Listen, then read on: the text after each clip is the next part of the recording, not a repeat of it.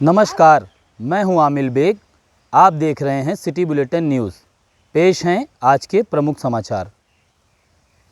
अयोध्या में 11 नवंबर को होने वाले 7वें दीपोत्सव की तैयारियों की समीक्षा बैठक के बाद दीपोत्सव से संबंधित प्रमुख स्थलों में राम की पैड़ी, सरजू आरती स्थल, रामकथा पार्क सहित अन्य संबंधित मार्गों का कमिश्नर गौरव दयाल और आईजी रेंज प्रवीण कुमार और जिलाधिकारी नीतीश कुमार ने निरीक्षण करके तैयारियों का जायजा लिया।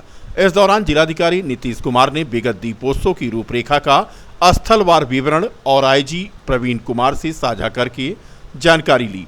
वहीं अयोध्या के आईजी ने कहा कि इस बार सुरक्षा के अच्छे इंतजाम रहेंगे, लोग उल्लास के साथ कार्यक्रम में भाग लें। बहुत सारी जगह पर वीडियो वॉल्स रहेगी जहां सभी लोग रहेंगे, इस दीपोत्सव के कार्यक्रम का आनंद ले सकेंगे और क्राउड का मैनेजमेंट किया गया है। वहीं सुरक्षा को लेकर उन्होंने कहा कि टेक्नोलॉजी कल हमारे तरीके हैं, उसके ऊपर बेसिक हम लोग सुरक्षा व्यवस्था पूरी तरह से सुनिश्चित करेंगे। उन्होंने ट्रैफिक डाइवर्जन को लेकर कहा कि पूर्व में हमारा जो ट्रैफिक एडवाइजरी निकाली जाती थी वही निकाली जाएगी। साकेत स्नातकोत्तर महाविद्यालय के शिक्षकों ने बुधवार को कार्यवाहक प्राचार्य द्वारा नियम कानून के विरुद्ध जाकर जारी की गई वरिष्ठता सूची का जमकर विरोध करते हुए उसकी प्रतियां जलाईं। शिक्षकों का आरोप है कि कार्यवाहक प्राचार्य ने यूजीसी और विश्वविद्यालय के नियमों के विरुद्ध जाकर मनमाने तरीके से वरिष्ठता सूची जारी की है। महाविद्यालय के अंग्रेजी विभाग के सहायक आचार्य प्रोफेसर जन्मेजय तिवारी ने डॉक्टर राम मनोहर लोहिया अवध विश्वविद्यालय के कुल सचिव को शिकायती पत्र भेज करके उपरोक्त अंतरिम वरिष्ठता सूची पर कड़ी आपत्ति जाहिर की है। उनका आरोप है कि जब महाविद्यालय में शिक्षकों की ही 2 कैटेगरी प्राचार्य और सहायक आचार्य की है तो प्राचार्य ने किस नियम के तहत 6 कैटेगरी बनाया है। निराश्रित गौवंश संरक्षण अभियान का आज जिले में शुभारंभ हो गया। नोडल अधिकारी प्रबंध निदेशक पीसीडीएफ आनंद कुमार सिंह ने हरी झंडी दिखाकर नगर निगम के वाहनों को रवाना किया। सर्किट हाउस से ये वाहन रवाना किए गए जो जनपद में घूम रहे गोवंशों को पकड़कर लाएंगे और उन्हें गौ आश्रय ले जाएंगे।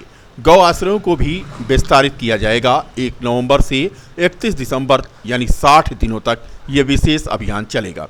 तहसील और ब्लॉक स्तर पर नामित नोडल अधिकारी गोवंशों को पकड़ने के लिए टीम का गठन करेंगे। हॉटस्पॉट चिन्हित होंगे जहां पर ज्यादा गोवंश होते हैं, इकट्ठा उन स्थानों को चिन्हित किया जाएगा। शासन द्वारा 1 नवंबर से 31 दिसंबर के मध्य 60 दिन का एक प्रदेशव्यापी अभियान चलाया जा रहा है। आज इसका शुभारंभ यहाँ अयोध्या जनपद में मैंने किया है। इसमें जो अब तक गोवंश हमारे निराश्रित हैं और जिनको संरक्षित नहीं किया जा सका है, उनको संरक्षित किया जाएगा। इस विशेष अभियान के दौरान जनपद अयोध्या में लगभग 2500 गोवंश है जिनको अभी संरक्षित किया जाना अवशेष है। तो उनको संरक्षित करने के लिए आज ये यहाँ इस अभियान का शुभारंभ किया गया है। और इसमें जितने भी हमारे सहयोगी विभाग हैं, जैसे पंचायती राज विभाग, ग्राम विकास विभाग, राजस्व विभाग, पुलिस यानी गृह विभाग और हमारा पशुधन विभाग, नगर विकास विभाग, इन सभी के सहयोग से और समन्वय से ये कार्यक्रम चलाया जाएगा। और इसमें टीमों और दस्तों का गठन किया जाएगा और ऐसे हॉट स्पॉट्स चिन्हित किए जाएंगे जहां पर ये निराश्रित गोवंश की संख्या अधिक है, विशेष रूप से उन सड़कों पर जहां पर इनका जमावड़ा रहता है। तो सबसे पहले वहां फोकस करके वहां के निराश्रित गोवंश को हम लोग गौआश्रय स्थलों में ले जाएंगे। और इसके लिए जो हमारी वर्तमान स्थापित क्षमता है हमारे गौआश्रय स्थलों की, उनको विस्तारित किया जाएगा जो पहले से स्थापित हैं। और जहां आवश्यकता पड़ेगी वहां हम लोग नए अस्थायी गोवंशों के संरक्षण के लिए आश्रय स्थल भी बनाएंगे। सर, आज आपने और अधिकारियों के साथ बैठक भी की है क्या सर?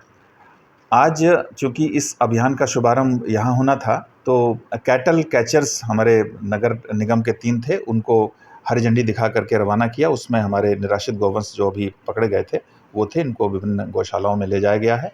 इसके बाद मैंने कान्हा गौशाला का भी निरीक्षण किया और जिलाधिकारी अयोध्या से मेरी मीटिंग हुई और इसके बाद इन सभी विभागों के अधिकारियों के साथ में एक बैठक सर्किट हाउस में आयोजित की गई और किसको क्या करना है इसके बारे में बताया गया, उनको इसके प्रति सेंसिटाइज किया गया है।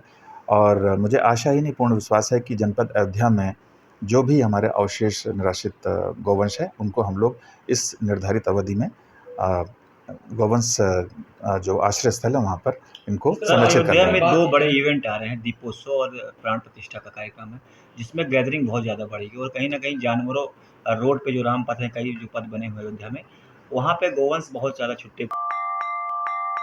करवा चौथ पर जहां सुहागिनों ने अपने पति की लंबी उम्र के लिए निर्जल व्रत रखकर लंबी उम्र की दुआ मांगी, तो वहीं पतियों ने भी चांद से कहा कि ऐ चांद मेरे चांद की हिफाजत करना।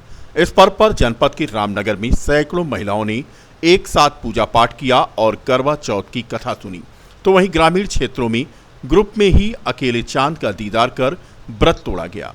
तो दूसरी तरफ इस बार के करवा चौथ पर राम मंदिर के निर्माण और रामलला के गर्भगृह में विराजमान होने की झलक भी दिखाई दी। सच ये है कि पति पत्नी के प्यार और समर्पण की गहराइयों को नापा नहीं जा सकता। उसी का एक जीता जागता उदाहरण है करवा चौथ का पर्व, जिसमें सुहागिनें तो व्रत रखती ही हैं, लेकिन इस दिन पतियों का भी समर्पण साफ झलकता है।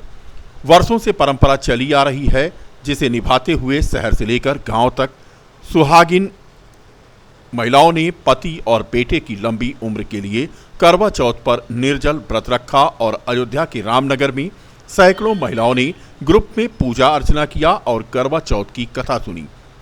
कहीं परिवार की महिलाओं ने एक साथ पूजा अर्चना किया, फिर चांद का दीदार कर अपने पति के हाथों पानी पीकर व्रत को तोड़ा। ये करवा चौथ का व्रत है जो कार्तिक मास में चौथ को मनाया जाता है और इसमें जो है सुबह उठ के सरगी होती है जो कि सास के द्वारा दी जाती है और इसे निर्जल फिर व्रत रखा जाता है। शाम को पूजा होती है, सभी महिलाएं एकत्र होती हैं मंदिर में और सभी एक साथ पूजा होती है। इसमें थाली घुमाई जाती है जो कि 7 बार घुमाई जाती है और 7 वचनों के लिए ये 7 बार थाली घुमाई जाती है। पति की लंबी आयु, पति का स्वास्थ्य और अपने सौभाग्य की कामना के लिए ये व्रत भारतीय नारियां रखती हैं बड़े ही प्यार से। मैं विद्युत उपकेंद्र मिल्कीपुर से संचालित मजनाई फीडर पर 11,000 वोल्ट लाइन की चपेट में आने से संविदा लाइनमैन की लापरवाही के चलते गंभीर रूप से झुलसे 55 वर्षीय सहायक की इलाज के दौरान लखनऊ में मौत होने के बाद उसका 100 घर पर पहुंचते ही परिजन और ग्रामीण आक्रोशित हो गए तथा 100 का अंतिम संस्कार कराने से मना करते हुए अपनी मांगों की जिद पर अड़ गए। जानकारी मिलते ही एसएचओ इनायत नगर और पुलिस बल तथा विद्युत उपकेंद्र मिल्कीपुर के अमित कुमार सिंह मौके पर पहुंचे और नाराज तथा आक्रोशित ग्रामीणों के मानमनौवल में जुट गए।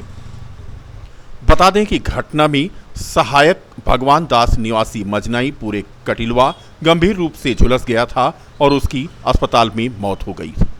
1-2 हफ्ते पहले जो है विद्युत से दुर्घटना हुई थी, जो करंट लगा था, तो इनका इलाज चलता रहा।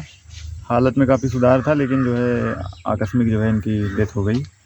तो परिजनों की सहानुभूति के रूप में जो है कुछ आर्थिक मदद हेतु और परिवार के प्रति संवेदना व्यक्त करने हेतु जो है हम यहाँ पे उपस्थित हुए थे। इंस्पेक्टर साहब विनायक नगर भी थे, तो इनकी कुछ मदद की है। आगे जो भविष्य में इनकी विभागीय मदद हो सकती है उसका भी आश्वासन दिया गया है, उस पर भी किया जाएगा। तो सर क्या आपके यहाँ कर्मचारी थे? नहीं, कर्मचारी नहीं थे, लेकिन एक जो है हमारे उपभोक्ता होने के नाते जो है विभाग की जिम्मेदारी बनती है कि इस पर जो है पहल की जाए। ठीक। क्या लाइनमैन के खिलाफ कोई तहरीर भी परिजनों ने दिया है?